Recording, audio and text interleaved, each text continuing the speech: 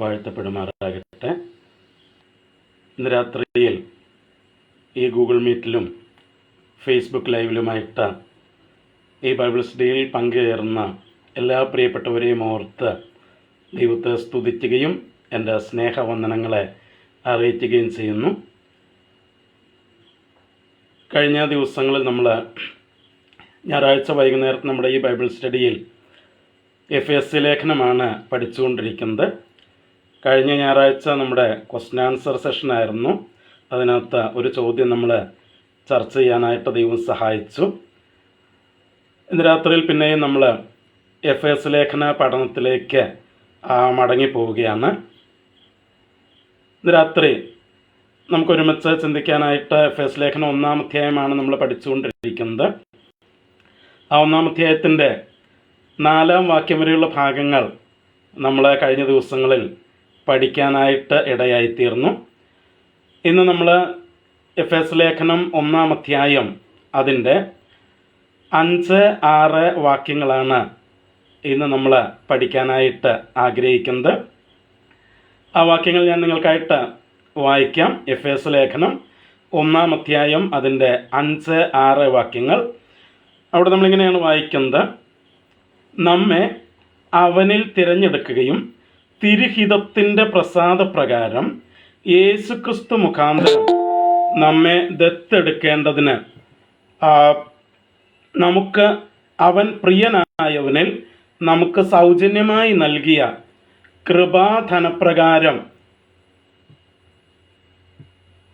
തൻ്റെ പുകഴ്ചയ്ക്കായിട്ട്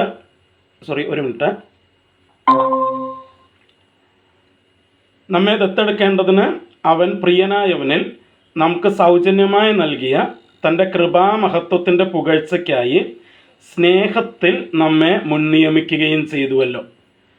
അപ്പം ഇവിടെ നമ്മൾ വായിക്കുന്നത് ദൈവം നമ്മെ മുൻനിയമിച്ചു എന്നുള്ളതാണ് നമ്മൾ ഇവിടെ വായിക്കുന്നത്.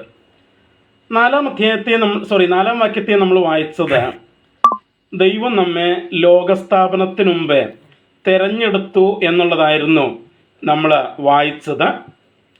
എന്നാൽ ഇവിടെ 6-ാം വാക്യത്തിൻ്റെ അവസാന ഭാഗത്തിൽ നമ്മൾ വായിക്കുന്നത് അവൻ നമ്മെ മുൻനിയമിച്ചിരിക്കുന്നു എന്നാണ് നമ്മൾ വായിക്കുന്നത്. അവൻ നമ്മെ മുൻനിയമിച്ചു. He have predestined us. അവൻ നമ്മെ മുൻനിയമിച്ചിരിക്കുന്നു. അപ്പം മുൻനിയമിച്ചിരിക്കുന്നു എന്ന് പറഞ്ഞിരിക്കുന്ന ആ വാക്യത്തിൻ്റെ അല്ലെങ്കിൽ ആ പ്രയോഗത്തിൻ്റെ ഡീറ്റെയിൽസ് നമ്മളൊന്ന് ചിന്തിക്കുമ്പോൾ ആരാണ് നമ്മെ മുൻനിയമിച്ചത് എന്ന് നമ്മളൊന്ന് ചിന്തിക്കുന്നത് നല്ലതാണ്. ആരാണ് മുൻനിയമിച്ചത് എന്ന് ചോദിച്ചാൽ നമുക്ക് മനസ്സിലാക്കാനായിട്ട് കഴിയും, പിതാവായ ദൈവമാണ് നമ്മെ മുൻനിയമിച്ചത്. പിതാവായ ദൈവമാണ് നമ്മെ മുൻനിയമിച്ചത് എന്ന് നമുക്ക് മനസ്സിലാക്കാനായിട്ട് കഴിയും. അപ്പം പിതാവായ ദൈവം നമ്മെ മുൻനിയമിച്ചിരിക്കുന്നു. 4-ാം വാക്യം നമ്മൾ വായിക്കുമ്പോൾ അവിടെ നമ്മളെ തിരഞ്ഞെടുത്തത് പിതാവായ ദൈവമാണ് എന്ന് നമ്മളവിടെ വായിക്കുന്നുണ്ട്. ഇവിടെ നമ്മെ മുൻനിയമിച്ചതും പിതാവായ ദൈവം തന്നെയാണ് എന്ന് നമുക്ക് മനസ്സിലാക്കാനായിട്ട് കഴിയുന്നു. അതുപോലെ ആരെയാണ് അവൻ മുൻനിയമിച്ചിരിക്കുന്നത് എന്ന് ചോദിച്ചാൽ അപ്പോസ്തലനായ പൗലോസ് പറയുന്നത് നമ്മെ എന്നാണ് പറയുന്നത്. ആ നമ്മെ എന്നുള്ള പ്രയോഗം നമ്മൾ മനസ്സിലാക്കണമെങ്കിൽ അത് ആ 4-ാം വാക്യവുമായിട്ട് നമ്മൾ ചേർത്ത് ചിന്തിക്കണം. കാരണം 4-ാം വാക്യത്തിൽ അപ്പോസ്തലനായ പൗലോസ് പറഞ്ഞത് പിതാവായ ദൈവം നമ്മെ തിരഞ്ഞെടുത്തു. ലോകസ്ഥാപനത്തിനു മുമ്പേ അവൻ നമ്മെ തിരഞ്ഞെടുത്തു. അങ്ങനെ തിരഞ്ഞെടുത്തവരെ അവൻ എന്ത് ചെയ്തു? മുൻനിയമിച്ചു എന്നാണ് നമുക്ക് മനസ്സിലാക്കാനായിട്ട് കഴിയുന്നത്. അപ്പോൾ ദൈവത്തിൻ്റെ തിരഞ്ഞെടുപ്പും മുൻനിയമനവുമായിട്ട് വളരെ അടുത്ത ബന്ധപ്പെട്ടിരിക്കുന്നു എന്ന് നമുക്ക് മനസ്സിലാക്കാനായിട്ട് കഴിയും. അപ്പം ആരാണ് നമ്മെ മുൻനിയമിച്ചത് എന്ന് ചോദിച്ചാൽ പിതാവായ ദൈവമാണ് നമ്മെ മുൻനിയമിച്ചത്. ആരെയാണ് മുൻനിയമിച്ചത് എന്ന് ചോദിച്ചാൽ തിരഞ്ഞെടുക്കപ്പെട്ടവരെ, അവൻ തിരഞ്ഞെടുത്തവരെ, അല്ലെങ്കിൽ ലോകസ്ഥാപനത്തിനു മുമ്പേ അവൻ തിരഞ്ഞെടുത്തവരെയാണ് ദൈവം മുൻനിയമിച്ചിരിക്കുന്നത് എന്ന് നമുക്ക് മനസ്സിലാക്കാനായിട്ട് കഴിയും. അടുത്തതായിട്ട് എപ്പോഴാണ് അവൻ നമ്മെ മുൻനിയമിച്ചത് എന്ന് ചോദിച്ചാൽ അവൻ നമ്മെ തിരഞ്ഞെടുത്തു എന്നുള്ളത് നമ്മൾ വായിക്കുന്നത് ലോകസ്ഥാപനത്തിന് മുൻപേ അവൻ നമ്മെ തിരഞ്ഞെടുത്തു എന്നാണ്. അതിനോട് ചേർന്ന് തന്നെയാണ് അപ്പോസ്തലനായ പൗലോസ് ഈ മുൻ നിയമിച്ചിരിക്കുന്നു എന്നുള്ള പ്രയോഗവും കൊണ്ടുവരുന്നത്. അതുകൊണ്ട് ന്യായമായിട്ടും നമുക്ക് മനസ്സിലാക്കാൻ കഴിയുന്നത് ദൈവം നമ്മെ മുൻ നിയമിച്ചത് ലോകസ്ഥാപനത്തിന് മുൻപേ തന്നെയാണ് എന്ന് നമുക്ക് മനസ്സിലാക്കാനായിട്ട് കഴിയും.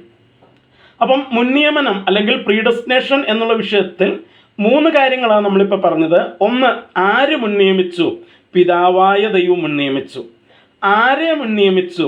പിതാവായ ദൈവം തെരഞ്ഞെടുക്കപ്പെട്ടവർ അല്ലെങ്കിൽ പിതാവായ ദൈവം തെരഞ്ഞെടുത്തവരെ മുൻനിയമിച്ചു.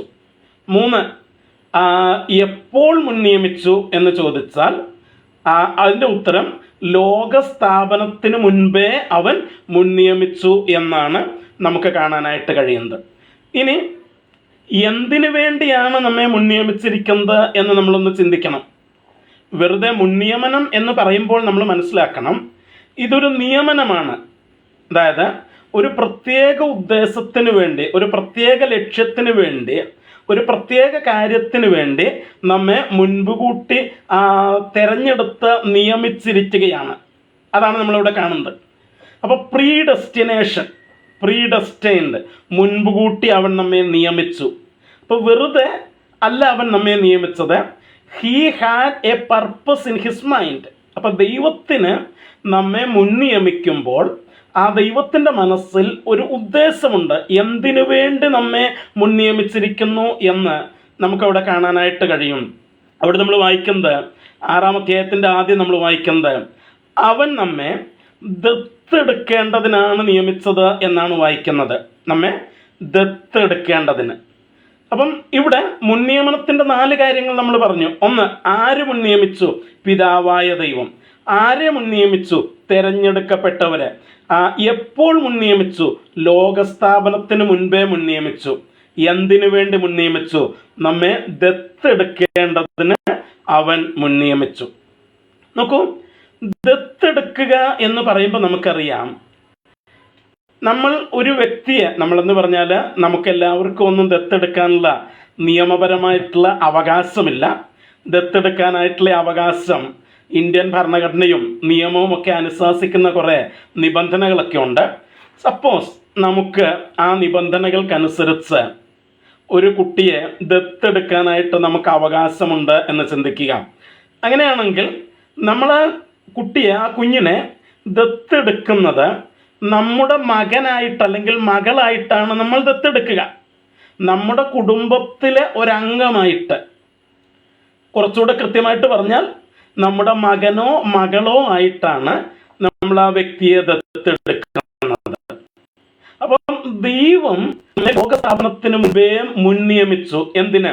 നമ്മെ ദത്തെടുക്കേണ്ടതിനായിട്ട്, അവൻ്റെ മക്കളാക്കി തീർക്കേണ്ടതിനായിട്ട് അവൻ നമ്മെ ലോകസ്ഥാപനത്തിന് മുൻപേ മുൻനിയമിച്ചു എന്നാണ് നമുക്കിവിടെ മനസ്സിലാക്കാനായിട്ട് കഴിയുന്നത്. നോക്കൂ, നമുക്ക് ദൈവമക്കളായി തീർന്നു എന്ന് പറയുമ്പോൾ ചിലപ്പോൾ നമ്മൾ വിചാരിക്കുന്നത് അത് നമ്മളൊക്കെ ജനിച്ചു കഴിഞ്ഞ് എപ്പോഴോ നമ്മളെടുത്ത ഒരു തീരുമാനത്തിൻ്റെ പുറത്താണ് എന്നാണ് നമ്മൾ ചിന്തിക്കുക. തീർച്ചയായിട്ടും അതെ.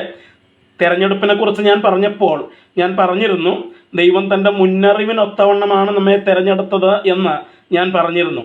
പക്ഷേ അപ്രകാരം നാം പ്രതികരിച്ചപ്പോൾ നമുക്ക് ദൈവത്തിൻ്റെ മക്കളായി തീരാനായിട്ട് കഴിഞ്ഞത് അവൻ നമ്മെ മുൻനിയമിച്ചത് കൊണ്ടാണ്.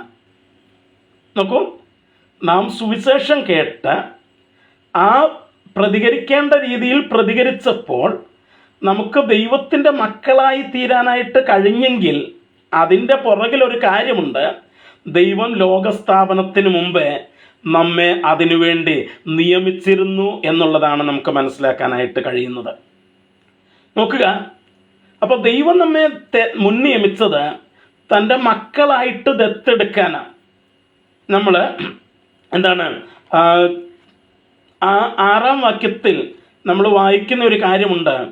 അവൻ സ്നേഹത്തിലാണ് നമ്മെ അതിനുവേണ്ടി മുൻനിയമിച്ചത്.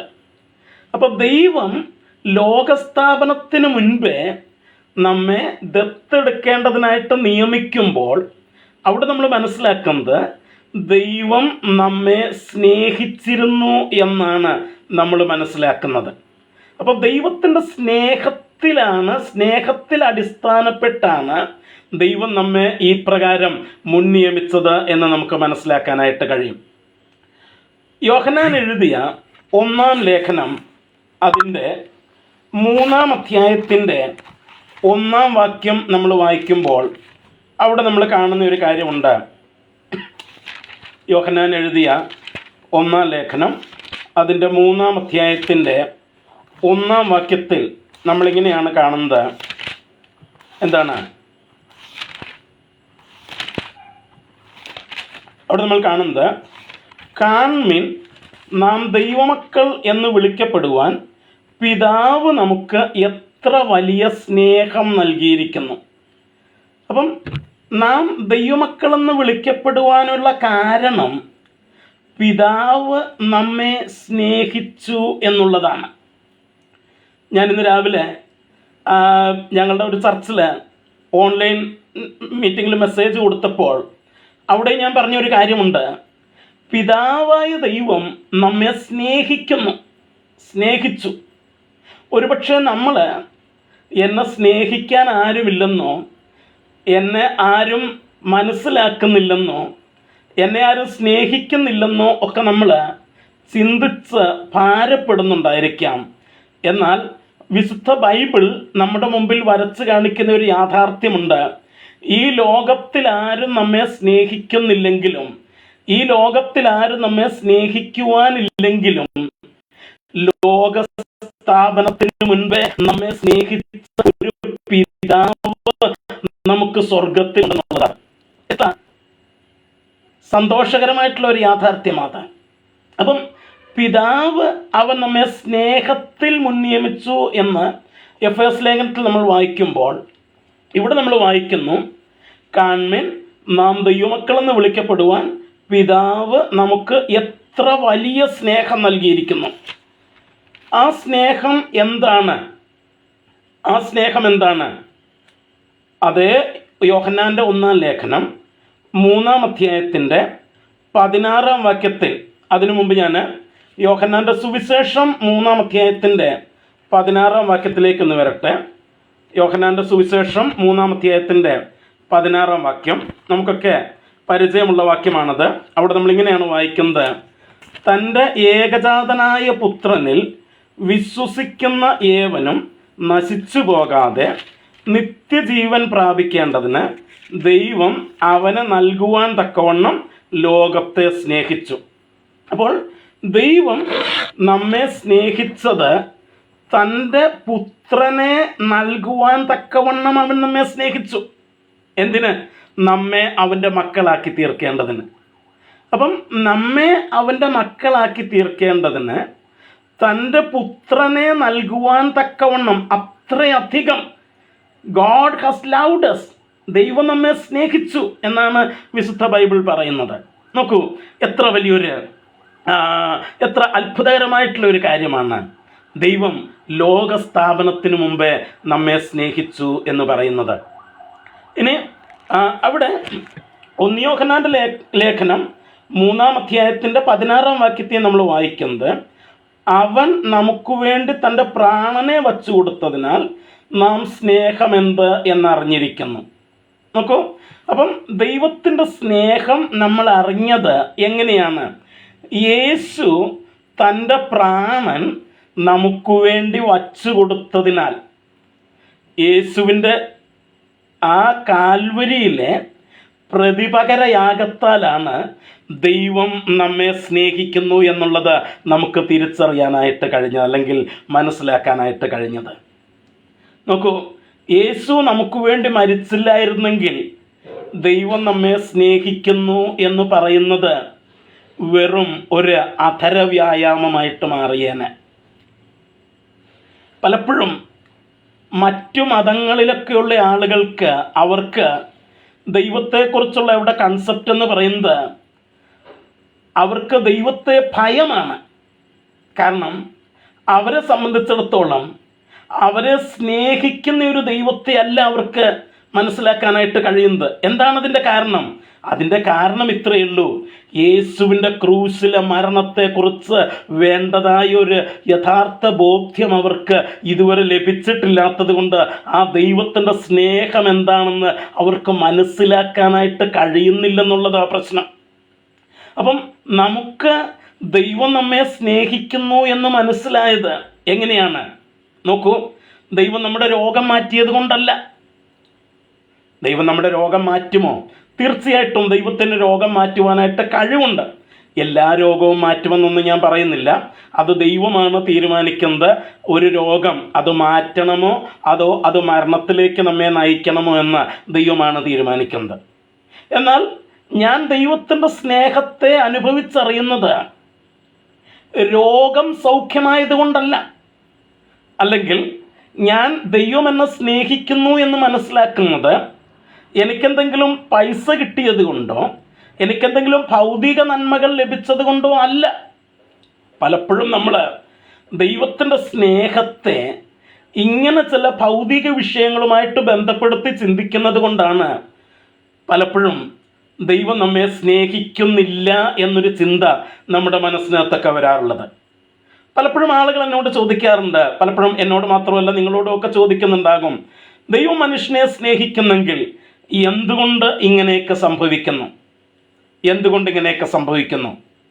പ്രിയമുള്ളവരെ, അതിൻ്റെ മറുപടി ഇതാണ്: ദൈവം നമ്മെ സ്നേഹിക്കുന്നു എന്ന് നാം മനസ്സിലാക്കേണ്ടത് നമ്മുടെ ഈ ഭൗതിക ജീവിതത്തിൽ എന്തൊക്കെ സംഭവിക്കുന്നു എന്തൊക്കെ സംഭവിക്കുന്നില്ല എന്നുള്ളതിൻ്റെ അടിസ്ഥാനത്തിലല്ല ദൈവം നമ്മെ സ്നേഹിക്കുന്നു എന്ന് നാം മനസ്സിലാക്കേണ്ടത്.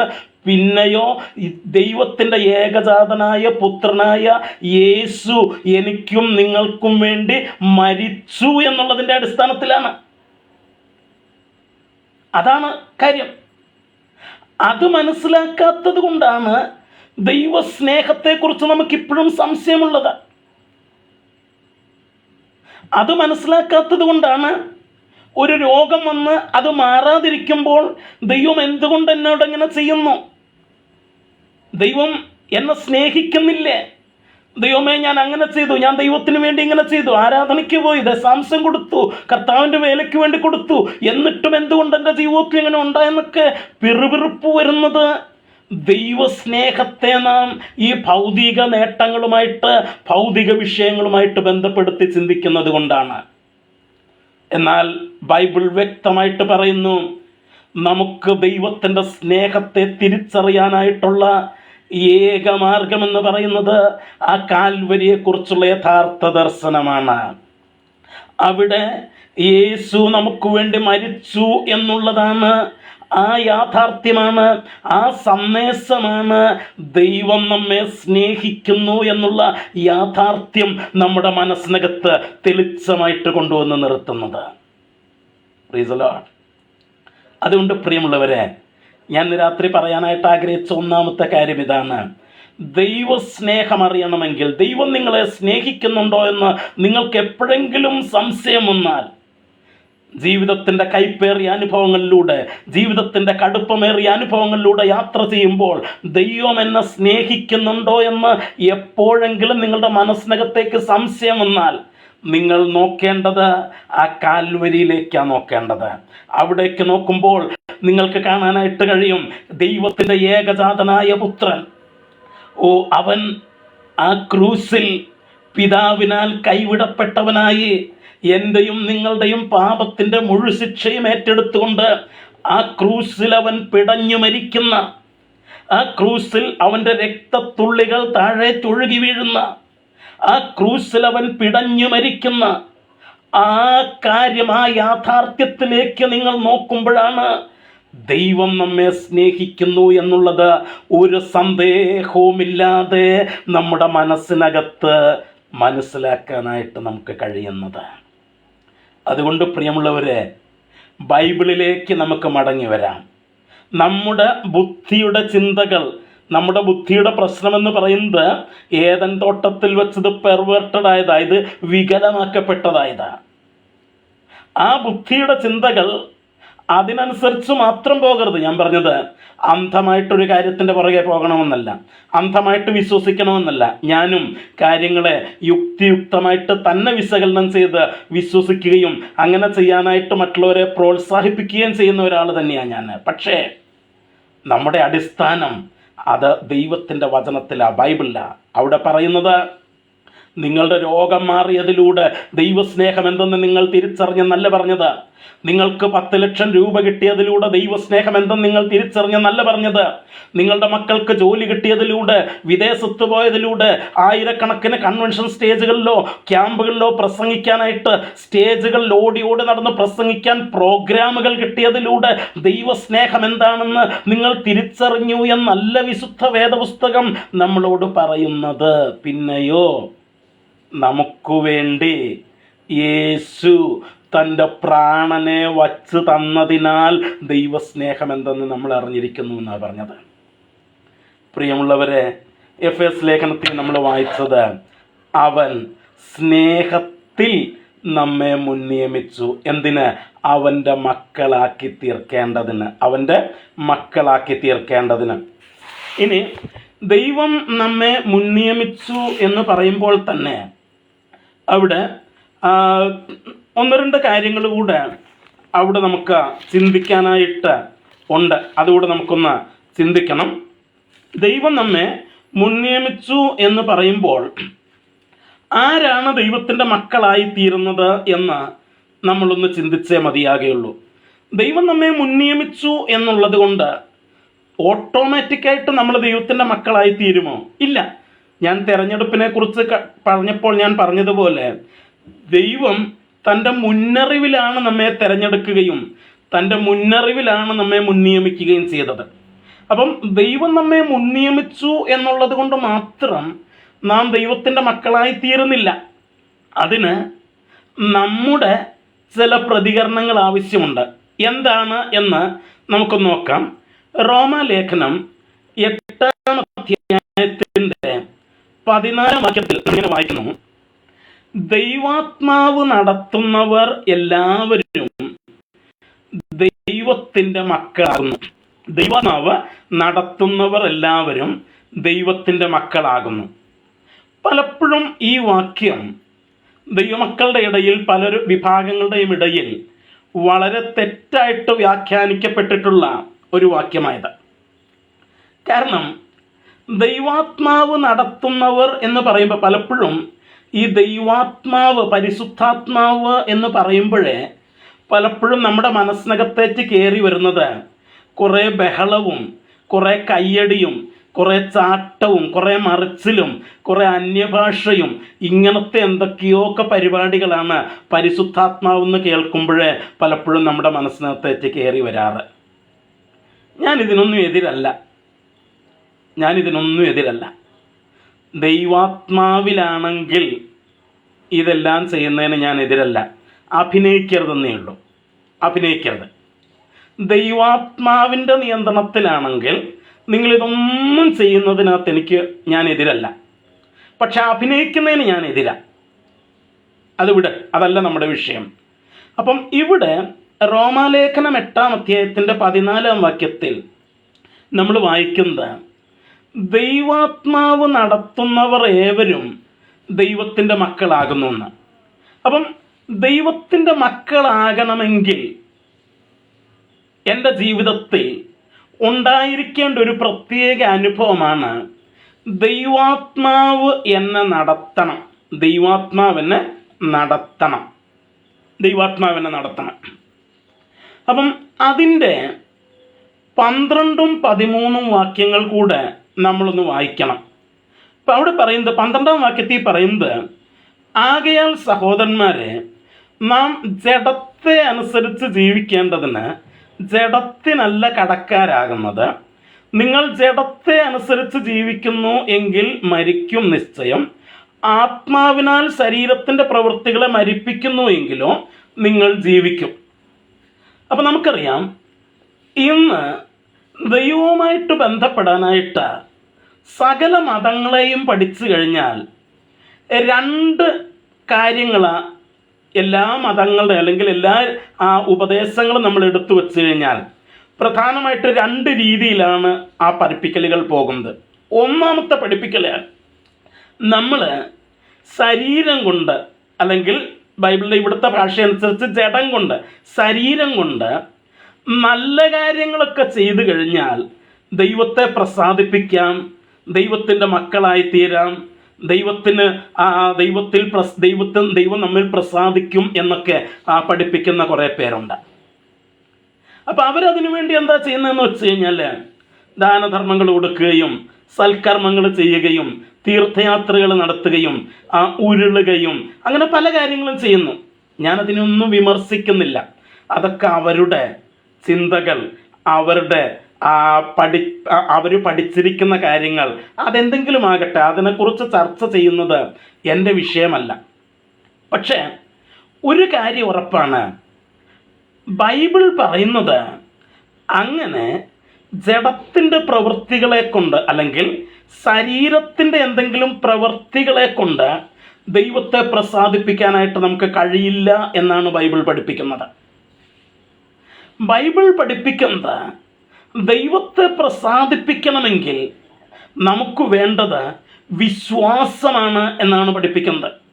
എബ്രായത്തിൽ നമ്മൾ വായിക്കുന്നുണ്ട്, എന്താണ്? വിശ്വാസം കൂടാതെ ദൈവത്തെ പ്രസാദിപ്പിക്കുവാൻ കഴിയുകയില്ലല്ലോ എന്ന്. എബ്രായലേഖനത്തിൽ നമ്മൾ വായിക്കുന്നത് അങ്ങനെയാണ്, വിശ്വാസം കൂടാതെ ദൈവത്തെ പ്രസാദിപ്പിക്കാൻ കഴിയുകയില്ലല്ലോ എന്ന്. എബ്രായലേഖനം 11-ാം അധ്യായത്തിൻ്റെ 6-ാം വാക്യത്തിലാണ് ഞാൻ പറഞ്ഞ വാക്യം, എന്നാൽ വിശ്വാസം കൂടാതെ ദൈവത്തെ പ്രസാദിപ്പിക്കുവാൻ കഴിയുന്നതല്ല. അപ്പോൾ ദൈവത്തെ പ്രസാദിപ്പിക്കാൻ ബൈബിൾ പഠിപ്പിക്കുന്നത് ജഡത്തിൻ്റെ അല്ലെങ്കിൽ ശരീരം കൊണ്ട് ചെയ്യുന്ന എന്തെങ്കിലും സൽക്കർമ്മങ്ങളോ പുണ്യപ്രവൃത്തികളോ അല്ല, പിന്നെയോ വിശ്വാസത്താലാണ് ദൈവത്തെ പ്രസാദിപ്പിക്കുന്നതെന്നാണ് ബൈബിൾ പഠിപ്പിക്കുന്നത്. അപ്പോൾ 12ഉം 13ഉം വാക്യങ്ങൾ, റോമാലേഖനം 8-ാം അധ്യായത്തിൻ്റെ 12ഉം 13ഉം വാക്യങ്ങളിൽ ശരീരത്തെ അനുസരിച്ച്, ജഡത്തെ അനുസരിച്ച് ജീവിക്കുന്നതിനെക്കുറിച്ചും ജഡത്തിൽ പ്രവർത്തിക്കുന്നതിനെക്കുറിച്ചുമൊക്കെ പറഞ്ഞിട്ട് പറയുകയാണ്, അങ്ങനെയാണ് നിങ്ങൾ ജീവിക്കുന്നതെങ്കിൽ നിങ്ങൾ മരിക്കും. എന്നാൽ ആത്മാവിനാൽ ശരീരത്തിൻ്റെ പ്രവൃത്തികളെ മരിപ്പിക്കുന്നു എങ്കിലോ, എന്ന് വെച്ചാൽ ഞാൻ പറയുന്നത് എൻ്റെ ശരീരത്തിൽ എൻ്റെ ശരീരം കൊണ്ട്, എൻ്റെ ജഡം കൊണ്ട് ഒന്നും ചെയ്ത് എനിക്ക് ദൈവത്തെ പ്രസാദിപ്പിക്കുവാൻ കഴിയുകയില്ല എന്ന് മനസ്സിലാക്കിയിട്ട് ആ ശ്രമം ഞാൻ ഉപേക്ഷിച്ചിട്ട് ദൈവത്തിൻ്റെ ആത്മാവിനാൽ ഞാൻ അങ്ങനെ ചെയ്യുന്നെങ്കിൽ ഞാൻ ജീവിക്കുമെന്നാണ് പറഞ്ഞത്. എന്നിട്ടാണ് 14-ാം വാക്യത്തിൽ പറഞ്ഞത്, ദൈവാത്മാവ് നടത്തുന്നവരൊക്കെയും ദൈവത്തിൻ്റെ മക്കളാകുന്നുവെന്ന്. അപ്പം അവിടെയാണ് ദൈവാത്മാവിൻ്റെ നടത്തിപ്പ് എന്ന് പറയുന്നത്. അല്ലാതെ ഇന്ന് രാവിലെ എഴുന്നേൽക്കുമ്പം പല്ല് തേക്കണോ വേണ്ടയോ, പല്ല് തേക്കണമെങ്കിൽ കോൾഗേറ്റ് ഉപയോഗിക്കണോ ക്ലോസപ്പ് ഉപയോഗിക്കണോ, ഇതല്ല പ്രിയപ്പെട്ടവരെ ദൈവാത്മാവിൻ്റെ നടത്തിപ്പെന്ന് പറയുന്നത്. ഇന്ന് പലരും അങ്ങനെയൊക്കെയാണ് പറയുന്നത്. അതല്ല ദൈവാത്മാവിൻ്റെ നടത്തിപ്പ്. ദൈവാത്മാവ് നമ്മെ നടത്തുന്നത് എങ്ങോട്ടാണ് എന്നറിയാത്തതിൻ്റെയാണ് ഈ പ്രശ്നം. ഞാനൊരു കാര്യം പറയാം, പരിശുദ്ധാത്മാവ് നമ്മെ നടത്തുന്നത് എപ്പോഴും യേശുവിങ്കലേക്കായിരിക്കും നടത്തുക. എന്താ ഞാൻ പറഞ്ഞത്? പരിശുദ്ധാത്മാവ് നമ്മെ നടത്തുന്നത് യേശുവിങ്കലേക്കായിരിക്കും നടത്തുക. അപ്പം ദൈവാത്മാവ് നടത്തുമ്പോൾ ദൈവാത്മാവ് നമുക്ക് ബോധ്യം തരുന്നത് എടാ കൊച്ചനെ, നിന്റെ ശരീരം കൊണ്ട് നീ എന്തൊക്കെ ചെയ്താലും നിനക്ക് ദൈവത്തിൻ്റെ മകനാകാനായിട്ട്, സന്തതിയാകാനായിട്ട് കഴിയത്തില്ല. അതിനൊരൊറ്റ വഴിയേ ഉള്ളൂ, യേശുവിൻ്റെ അടുക്കിലേക്ക് നീ ചെല്ലുക.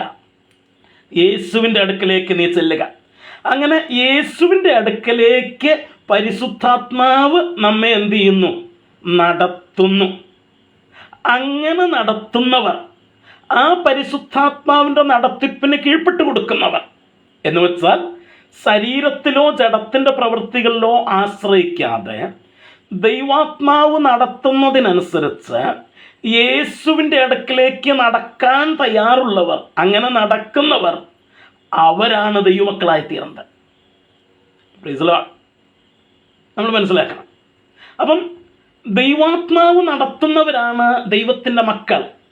ദൈവാത്മാവ് എങ്ങോട്ടാണ് നടത്തുക? അവനെപ്പോഴും നമ്മെ യേശുവിൻ്റെ അടുത്തേക്കായിരിക്കും നടത്തുക. യേശുവിലേക്കായിരിക്കും ദൈവാത്മാവ് നമ്മെ നടത്തുക. അതാണ് യോഹന്നാന്റെ സുവിശേഷം 1-ാം അധ്യായത്തിൻ്റെ 12-ാം വാക്യത്തിൽ നമ്മൾ വായിക്കുന്നത്. നമുക്കൊക്കെ അറിയാവുന്ന വാക്യമാണ്. യോഹന്നാന്റെ സുവിശേഷം 1-ാം അധ്യായത്തിൻ്റെ 12-ാം വാക്യം. അവിടെ നമ്മൾ വായിക്കുന്നത് എങ്ങനെയാണ്? അവനെ കൈക്കൊണ്ട് അവൻ്റെ നാമത്തിൽ വിശ്വസിക്കുന്ന ഏവർക്കും ദൈവമക്കളാകുവാൻ അവൻ അധികാരം നൽകി. അപ്പം ദൈവം നമുക്ക് അധികാരം നൽകി. എന്തിന്? ദൈവമക്കളാകുവാൻ.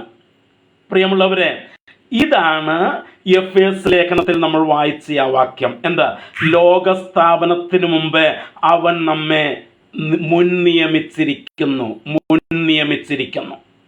അപ്പം ലോകസ്ഥാപനത്തിന് മുൻപേ അവൻ നമ്മെ മുൻനിയമിച്ചിരിക്കുന്നു എന്ന് എഫേസ് ലേഖനത്തിൽ നമ്മൾ വായിച്ച വാക്യവും യോഹന്നാന്റെ സുവിശേഷം 1:12 കണക്ട് ചെയ്യുമ്പോൾ 1:12 അവൻ പറയുന്നു, അവൻ നിങ്ങൾക്ക് അധികാരം തന്നു.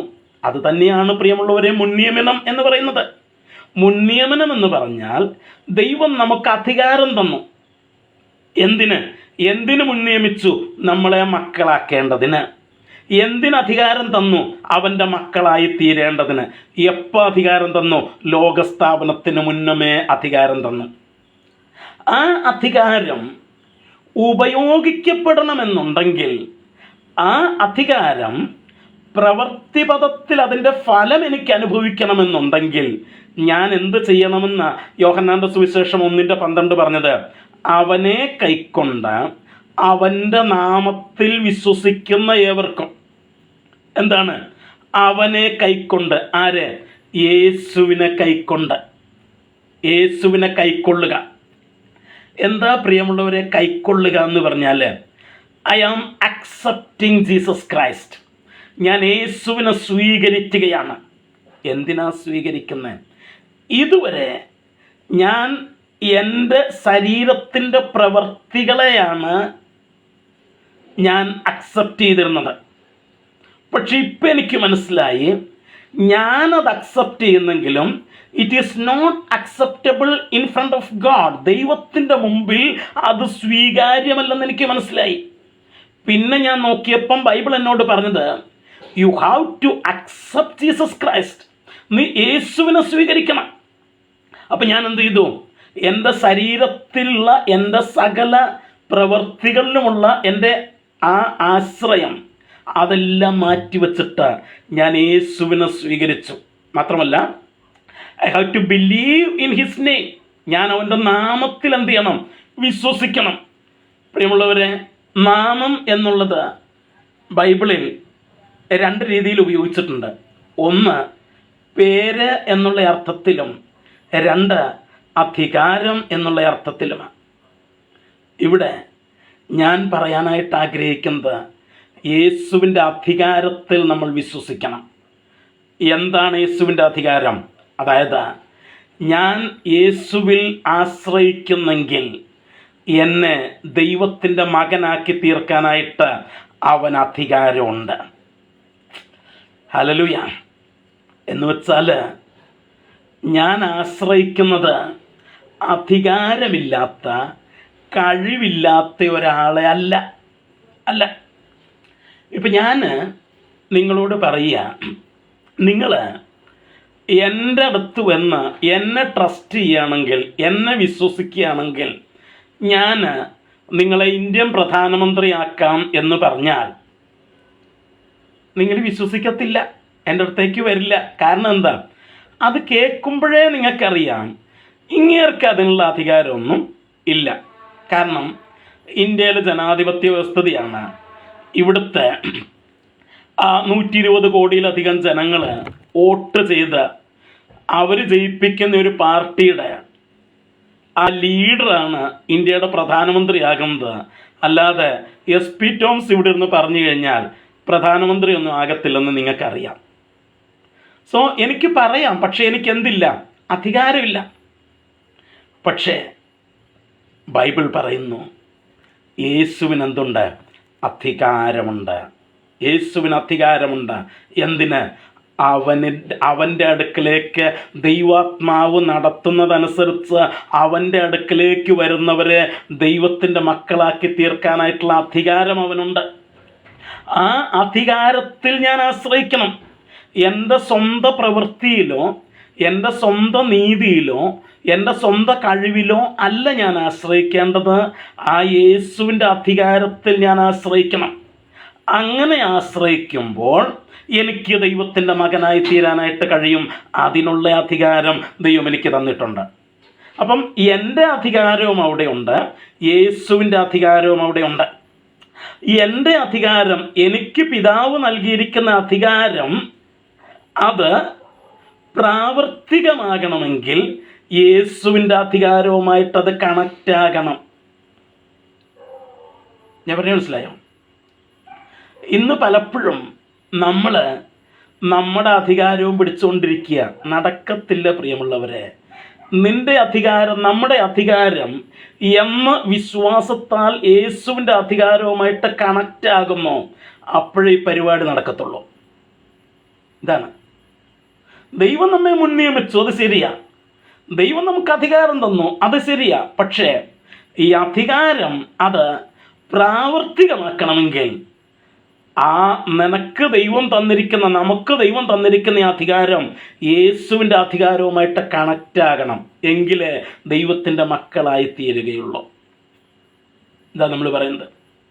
2 വാക്യം കൂടെ വായിച്ചിട്ട് ഇന്ന് രാത്രിത്തെ ഈ ക്ലാസ് ഞാൻ അവസാനിപ്പിക്കാം. ഗലാത്യ ലേഖനത്തിലേക്ക് നമുക്കൊന്ന് വരാം. ഗലാത്യ ലേഖനം 3-ാം അധ്യായം, ഗലാത്യ ലേഖനം 3-ാം അധ്യായത്തിൻ്റെ അതിൻ്റെ 26-ാം വാക്യമാണെന്ന് തോന്നുന്നു. ഒരു മിനിറ്റ്.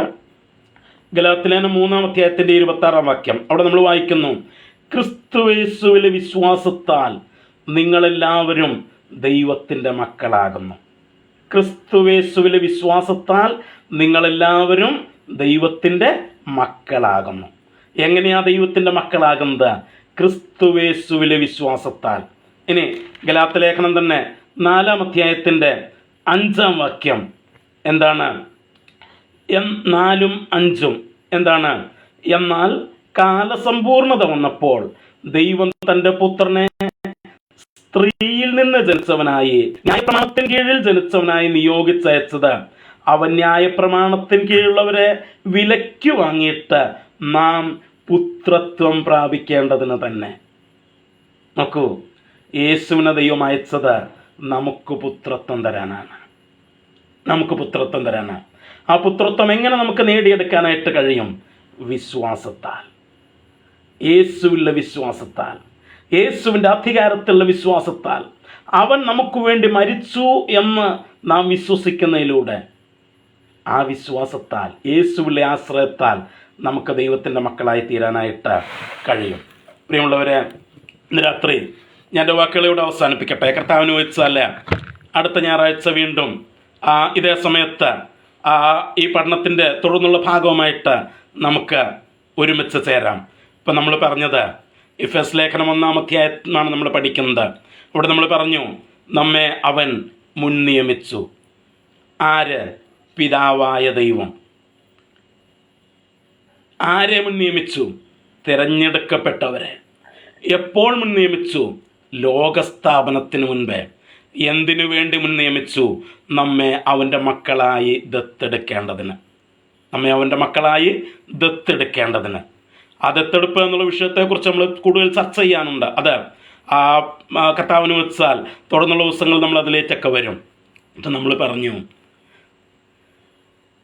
ദൈവത്തിൻ്റെ മക്കളായി തീരാനായിട്ട് ലോകസ്ഥാപനത്തിന് മുമ്പേ ദൈവം നമുക്ക് അധികാരം തന്നിട്ടുണ്ട്.